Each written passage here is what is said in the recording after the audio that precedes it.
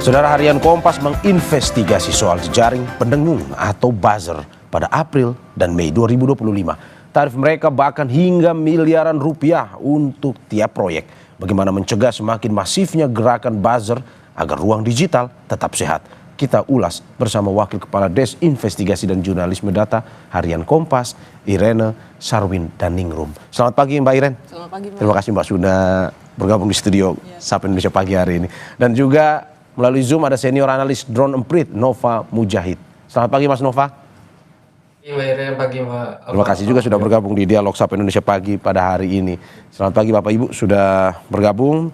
Saya ke Mbak Irene dulu. Mbak, ini saya langsung tanya langsung aja, to the point aja. Apa latar belakang, apa maksud dari Kompas 2 hari headline soal buzzer ini?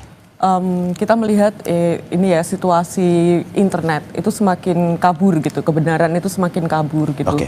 Dan kita semakin tidak bisa membedakan mana yang benar dan mana yang salah atau mana yang abu-abu gitu. Nah, bahkan sudah meliputi ke berbagai level gitu, bukan cuma di tingkat elit tapi juga bahkan ke tingkat bawah, itu semua sudah tidak jelas gitu. Iya, iya. Itu alasan kami. Oke. Dan itu yang memang akhirnya membuat Kompas harus, dalam arti apakah ada dampak besar, ketakutan terbesar Kompas bahwa kalau buzzer ini terlalu dibiarkan misalkan, ini pada akhirnya mungkin saja seperti yang dibilang tadi ya, akan membingungkan masyarakat. Betul, dan terutama mungkin tidak hanya membingungkan, tapi kemudian mereka menguasai narasi yang sesuai dengan kepentingan mereka sendiri gitu, bukan lagi untuk kepentingan publik. Oke, Gitu. jadi memang pada akhirnya ini ditakutkan seperti itu ya. Oke, saya ke Mas Nova. Mas Nova, kalau kita melihat buzzer seperti ini, apakah sebenarnya kita bisa mengidentifikasinya? Apakah ini organik atau mesin sebenarnya? Iya, apakah kita bisa mengidentifikasi suatu postingan atau akun yang posting itu organik atau akun-akun yang atau postingan yang dilakukan oleh mesin? Teknologi sebenarnya banyak cara untuk mengidentifikasi itu ya. Pertama kita memverifikasi, tentu saja kita kunjungi orang-orangnya, kita lihat apakah ada postingan serupa sebelumnya, karena atau bagaimana keragaman postingannya, bagaimana keragaman aktivitasnya, apakah dia pernah like, pernah retweet dan sebagainya. Kalau semakin beragam, itu semakin besar kemungkinan dia bukan bot, jadi kemungkinan besar dia organik, kayak gitu. Tetapi apakah akun yang organik ini adalah akun buzzer? Ya, itu juga bisa kita lihat lagi, apakah dia juga mempost postingannya. Kalau biasanya buzzer ini punya kecenderungan untuk memposting yang lebih emosional, unggahan-unggahan itu lebih mengarah pada emosional gitu ya. Kalau unggahan-unggahan yang biasa saja, tidak terlalu banyak yang terkait dengan hal-hal seperti itu, biasanya kita akan lihat itu bukan seperti itu. Tapi itu dari sisi pengguna. Kemudian dari sisi platform media sosial juga, saya kira X, Twitter, Facebook, Instagram, dan berbagai macam kanal media sosial itu juga sudah memiliki mekanisme untuk mendeteksi apakah sebuah akun adalah akun organik atau akun bukan organik. Jika dideteksi dan terindikasi adalah bukan akun organik, maka otomatis dia akan ditangguhkan setidaknya sementara 24 jam kayak gitu. Oke, Mas Nova, saya kembali ke Mbak Irene. Mbak Irene, ini kita lebih spesifik lagi terkait dengan apa sebenarnya kerja dari buzzer ini yang telah diinvestigasi oleh Kompas dalam beberapa hari. Kerja mereka bermacam-macam ya, dari membelokkan narasi, membuat hoax, memotong-motong itu agar narasi yang beredar di publik kemudian berbelok sesuai kepentingan mereka, dan hal yang paling sehari-hari bahkan mereka juga lakukan gitu. Jadi misalnya bashing produk gitu, tapi dengan cara yang tidak etis, itu juga dilakukan juga. Oke, berbelok ini membelokkan opini sesuai dengan keinginan mereka ini, apakah memang selalu positif atau negatif sebenarnya?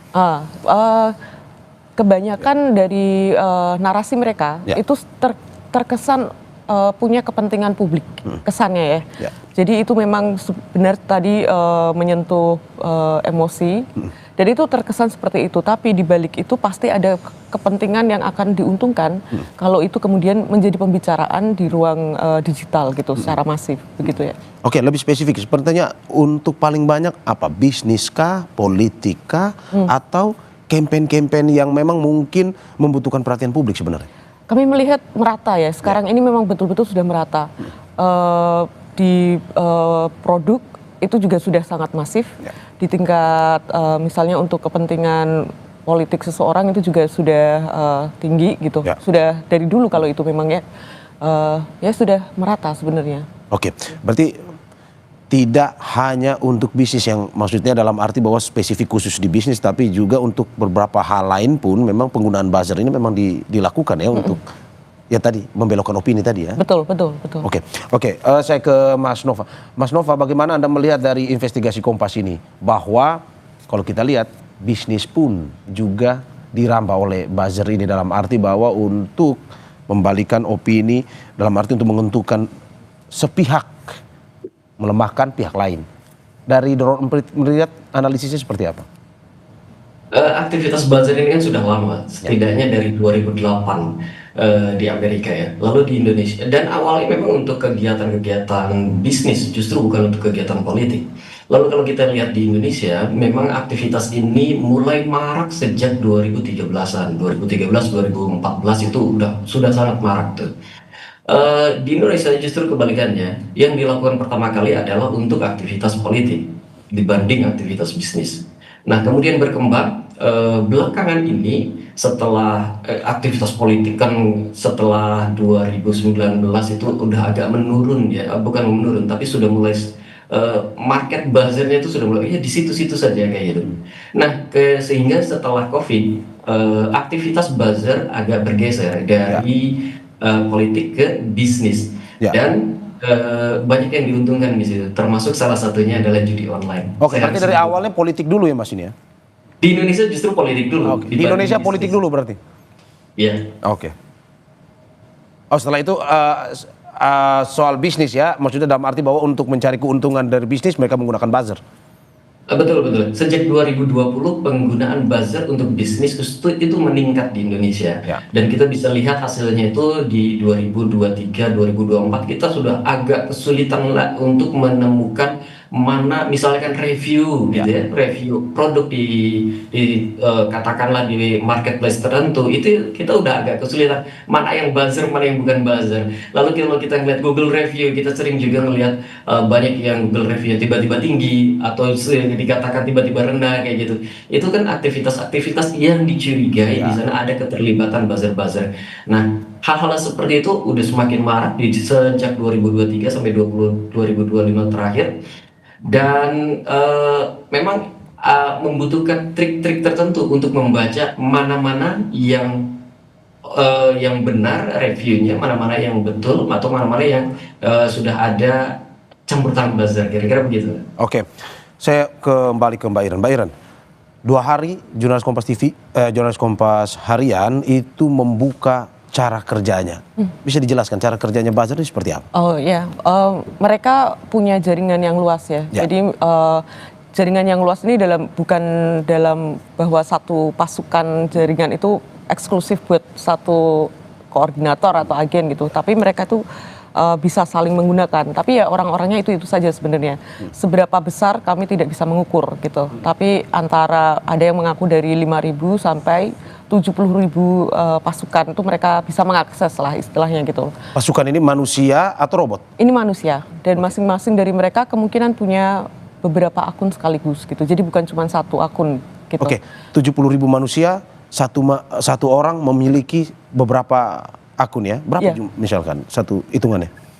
Kalau yang kami temui ya, itu antara 2 atau 3, itu yang paling kecil ya. Tapi ada juga yang gede, itu bisa sampai satu orang bisa pegang ratusan bahkan ribuan. Dengan alat, beberapa alat yang sebenarnya juga udah lama dipakai gitu ya. Namanya ada phone farming, ternak akun, kemudian ada beberapa panel, platform di internet yang bisa dipakai untuk memboosting kekuatan mereka ini, akun-akun mereka ini. Oke, sebelum saya ke Mas Nova, kita akan bahas lebih dalam lagi. Ini menarik sekali.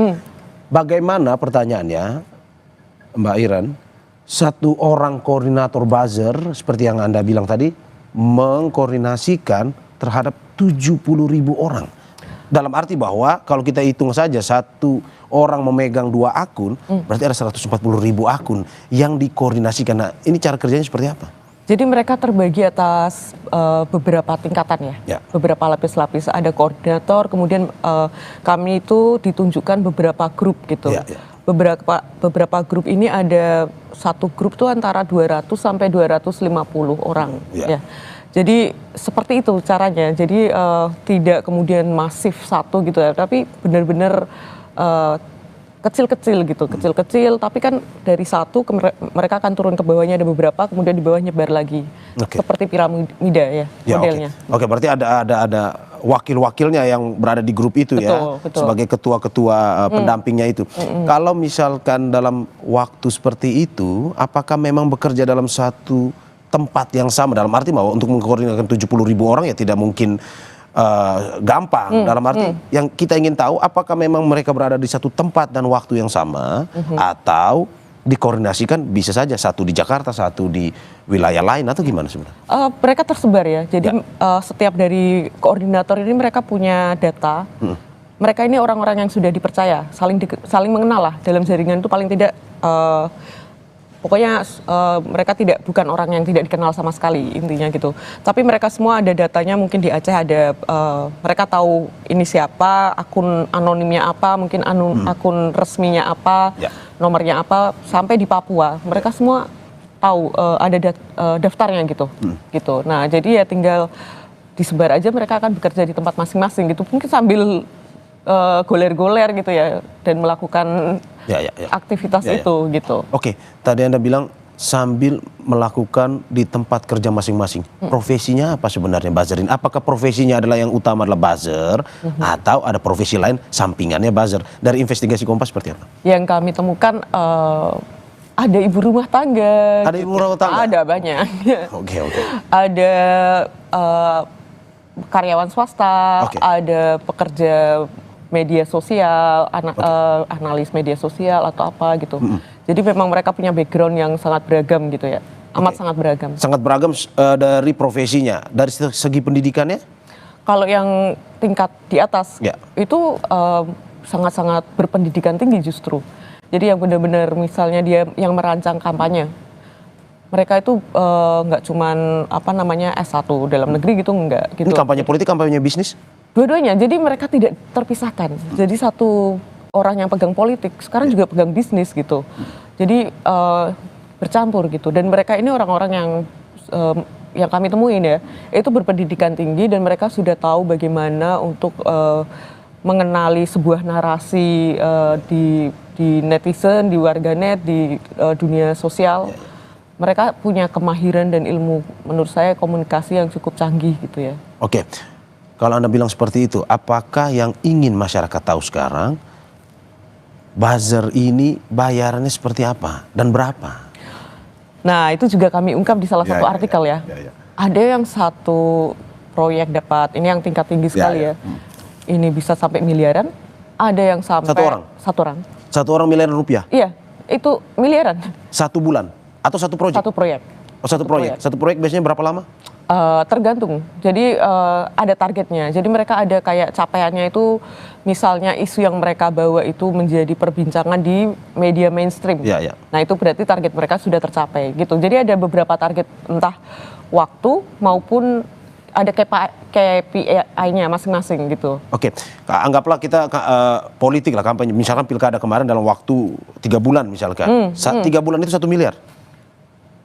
Enggak, tidak. Pasti kalau dari yang koordinator ini yang gede ini ya, itu 6 miliar aja kecil loh. 6 miliar saja kecil. Untuk satu orang? Satu orang, tapi project, dia akan dibagi ke jaringannya juga pada akhirnya. Oke, jika misalkan yang koordinatornya 1 miliar, buzzer-buzzer yang berada di bawahnya atau yang di dalam kelompoknya berapa? Kita ngomong soal politik ya, ini politik apa saja ya, daerah nasional. Untuk yang politik memang lebih tinggi yang kami dengar ya, dari 80 sampai 100 ribu gitu. 100 ribu orang? Per rupiah. Oh, 100 ribu per rupiah. 100 ribu rupiah per sekali? Sekali aksi, entah itu aksinya apa, mungkin komen, mungkin live, mungkin apa gitu. Oke, saya sederhanakan. Saya komen di sebuah akun, saya dapat 100 ribu. Maksudnya seperti itu? Iya. Oke. Itu untuk yang politik. Ya. Tapi untuk yang tadi yang bawah, yang mungkin isu-isu yang tidak beresiko istilahnya gitu, itu yang kami temukan di lapangan, itu mungkin cuman 15.000, 20.000, 25.000 gitu. Oke. Ya, tapi kemudian ada tangan-tangan lain. Jadi kadang-kadang mereka memberikannya di tingkat bawah ini, mereka masih memberikannya kepada yang lain. Nah, itu yang kita temukan sampai cuman berapa ratus perak, cuman berapa ribu rupiah itu. Karena mereka sudah berada di tangan nggak tahu ke berapa. Oke. Gitu. Dan kontennya sendiri ini apakah memang muncul dari pemikiran masing-masing yang mengetik atau memang sudah dikoordinasikan, misalkan sebentar dalam waktu yang ditentukan ini harus posting atau komen soal ini dengan bahasa seperti ini atau bagaimana? Nah, beragam ya. Jadi kalau di tingkat atas mereka yang akan merancang narasi yang dilakukan itu akan dibuat secara general. Jadi kita akan memakai bahan-bahan ini. Nanti di tingkat koordinator itu akan diterjemahkan lebih spesifik lagi. Kemudian ada konten kreator, jadi mereka punya ekosistemnya lengkap. Nah, nanti di tingkat yang paling bawah itu narasinya sudah perintahnya itu sudah sangat spesifik dan sederhana. Jadi misalnya mereka yang langsung komen gitu ya, atau mungkin yang like atau gimana itu sudah sangat sederhana. Jadi komen begini gitu. Oke. Gitu, tingkatannya seperti itu. Sebelum saya ke Mas Nova, Mbak Iren, saya yang mau tahu dari hasil investigasi Kompas, total jumlah dalam satu kampanye bisnis maupun politik, anggaplah kita ambil politik yang tadi Anda bilang lebih mahal, dengan penghasilan satu orang saja bisa 100.000 satu komen, berapa biaya yang dibutuhkan sebenarnya untuk mengorganisasi buzzer satu proyek? Ya tadi ada yang dapat seorang koordinator itu mengaku dapat satu proyek 6 miliar, tapi itu kecil bagi dia. Kemudian kalau dari penelusuran dokumen, kami dapat beberapa instansi saja dari 2024 sampai 2025 ini ada sekitar 1,4 lah yang terindikasi untuk proyek 1,4 triliun. Triliun? 1,4 Triliun. triliun hanya untuk pendengung? Iya, untuk pendengung, dan itu kemungkinan hanya puncak gunung es saja yang kami temukan datanya ya. 2 tahun terakhir saja gitu. Dan itu pasti sangat efektif untuk membelokkan opini?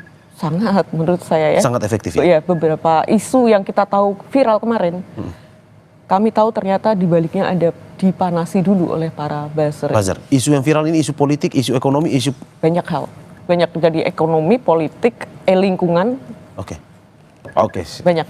Sebenarnya menarik juga. Mas Nova, ini kita tertegun juga melihat atau mendengar dari kesaksian dari Mbak Iren dan kawan-kawan di Harian Kompas investigasi ini. Bagaimana Anda melihat bahwa begitu besar sampai triliunan rupiah kita akhirnya melihat begitu banyak buzzer yang bermain di media sosial dengan tujuan tadi membelokkan opini? Ya, praktek ini kan saya kira puncaknya itu bukan 2003, bukan pada masa kampanye saja sebenarnya.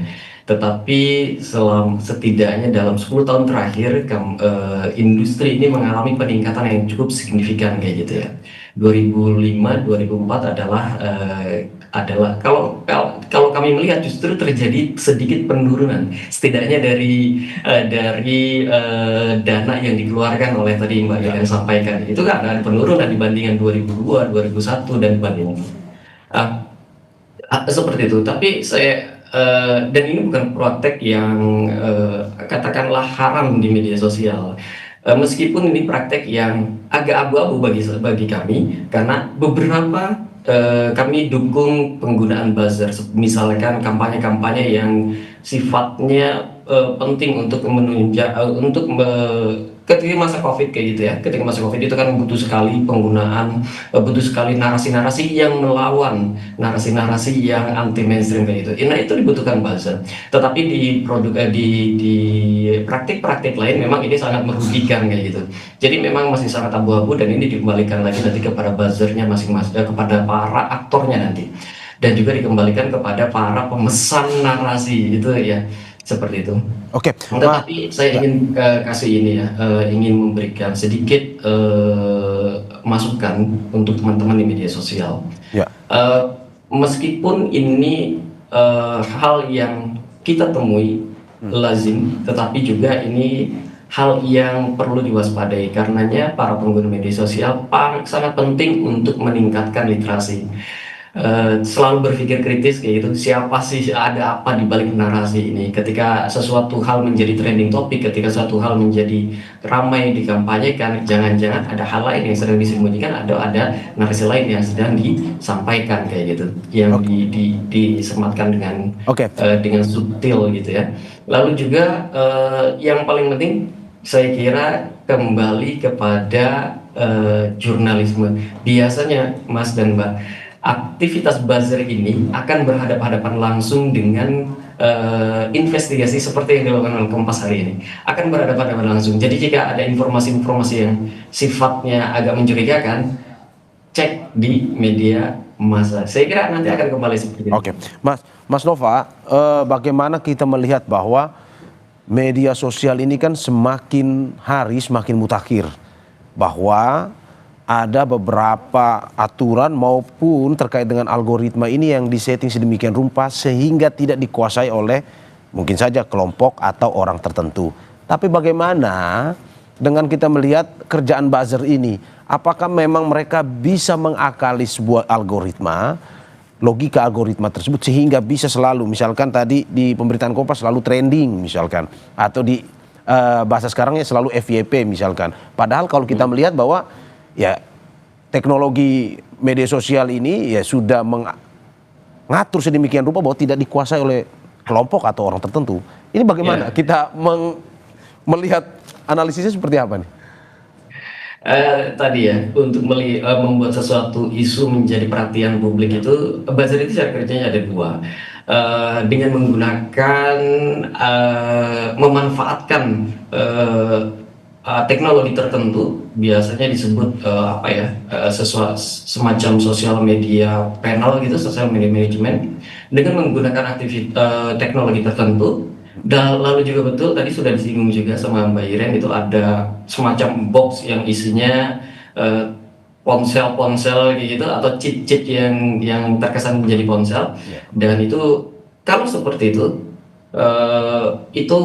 sosial media akan bisa, tadi sebenarnya saya singgung di awal, sosial media akan memiliki kemampuan untuk mendeteksi apakah aktivitasnya itu aktivitas yang mencurigakan atau tidak.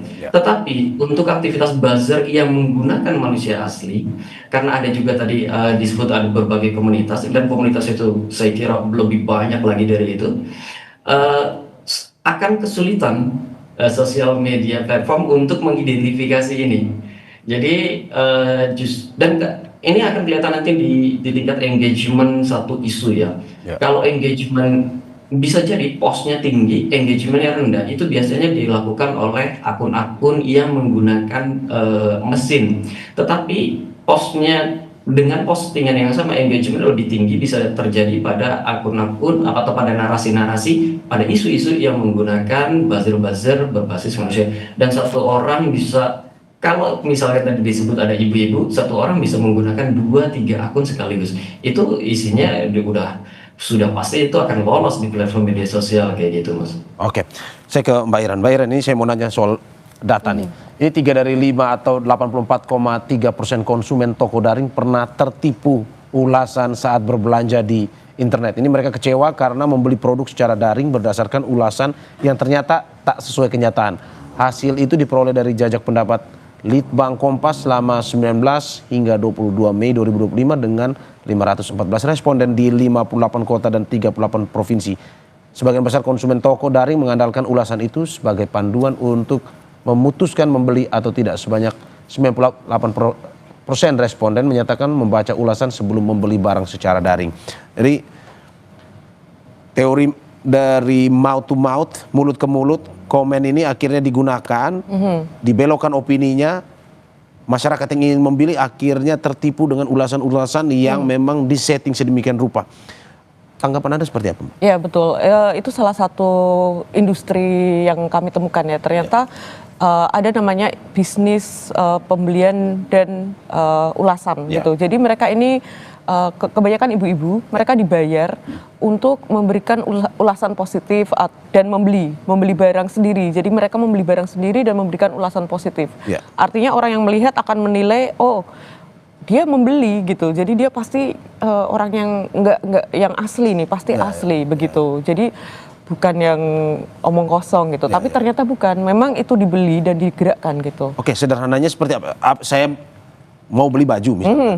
Saya pada saat melihat baju terus itu saya lihat komen-komennya Bagus. bintangnya 5, komennya bagus. Itu bagian dari penipuan atau pembelokan opini yang dilakukan oleh buzzer atau? Itu persuasi ya menurut saya halus sekali ya. Jadi misalnya orang membuka loka pasar, itu kan pasti ada halaman iklan produk-produk yang diiklankan. Loka pasar e-commerce ya? Ya e-commerce, oke.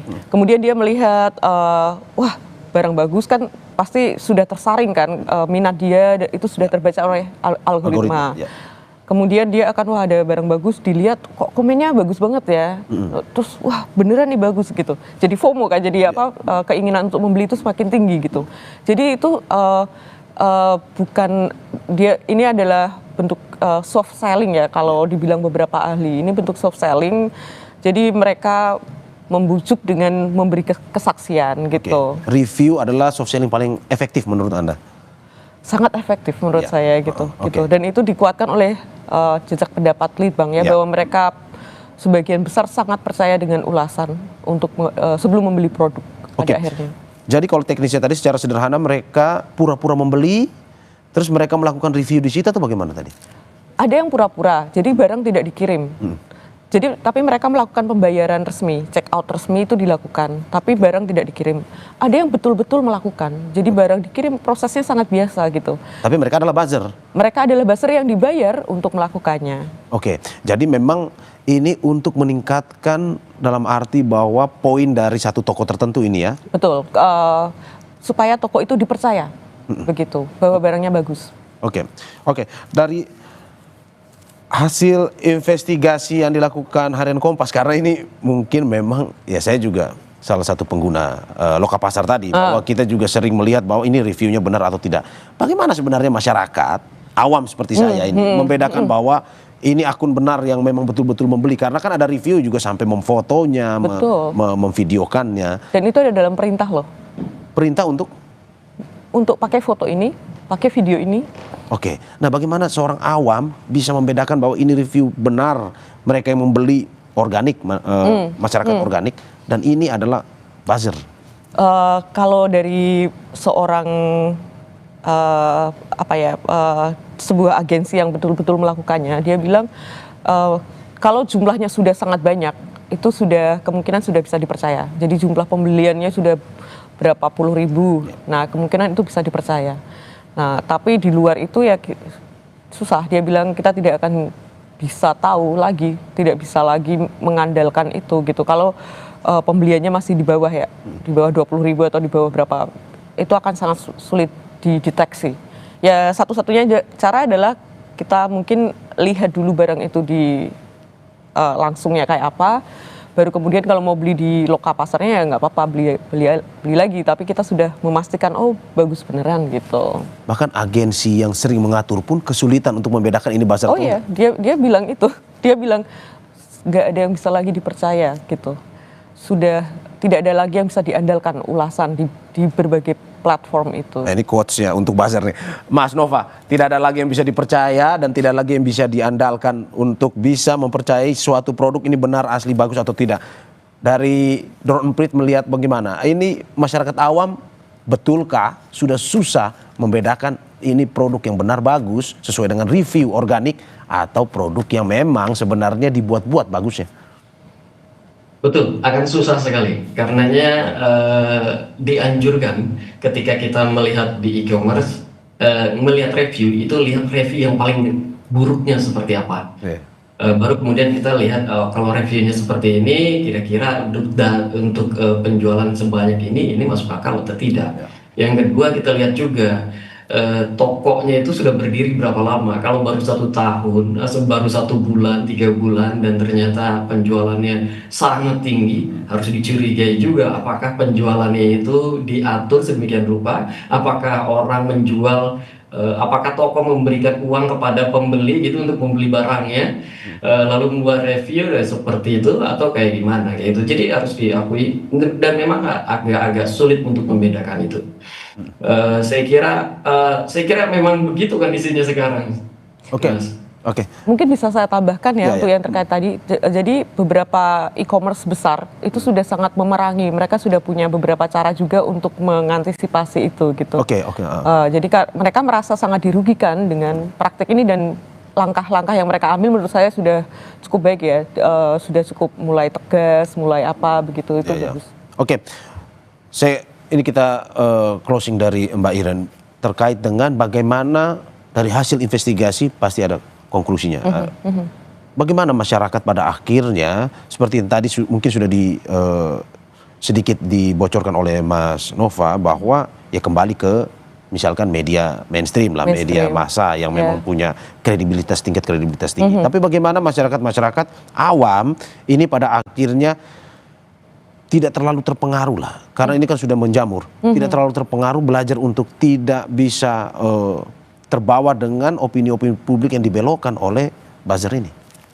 Menurut saya memang peran pemerintah juga sangat dibutuhkan ya. Jadi bagaimana pemerintah ini harus membuat sebuah mungkin kebijakan atau apa untuk bisa meningkatkan literasi digital masyarakat di tingkat bawah, tapi dengan cara yang tidak teoritis, tapi betul-betul yang praktis dan bisa diaplikasi gitu ke masyarakat. Entah mungkin memperbanyak perpustakaan daerah atau mungkin dengan ya banyak hal, tapi itu butuh political will menurut saya untuk membuatnya secara masif sampai ke tingkat bawah. Oke, berarti ada tidak hanya dengan teori, imbauan dan segala macam, tapi butuh sebuah langkah nyata ya. Betul. Oke, saya ke Mas Nova. Mas Nova, apa solusi tadi sudah dari pemerintah, dalam arti bahwa pemerintah butuh langkah nyata. Menurut Anda perlu juga peran pemerintah yang lebih besar dalam untuk bisa mengatur para buzzer ini? Mengatur para buzzer kayaknya tidak agak sulit itu dilakukan ya. Tetapi butuh kolaborasi untuk menciptakan ruang digital yang sehat antara pemerintah dan netizen. Itu adalah hal yang wajib kayak itu.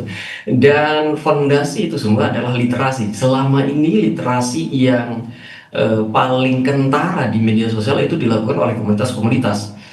Pemerintah lebih banyak berbicara, lebih banyak mengambil fungsi di peraturan ya, di mereka mengambil fungsi di sana. Dan saya kira harus diajak kolaborasi, itu tidak bisa berjalan masing-masing sendiri. Netizen, komunitas, dan pemerintah, seperti itu kira-kira. Oke, berarti peran pemerintah secara langsung, tapi juga tidak melupakan literasi, di mana literasi ini bagian dari pencegahan agar masyarakat tidak tertipu lagi dengan opini publik yang dilakukan oleh para buzzer ini. Terima kasih Wakil Kepala Des Investigasi dan Jurnalisme Data Harian Kompas, Irene Sarwidaningrum, dan juga terima kasih Senior Analis Drone Emprit Nova Mujahid atas apa yang disampaikan hari ini. Selamat pagi Bapak Ibu dan juga sehat-sehat selalu.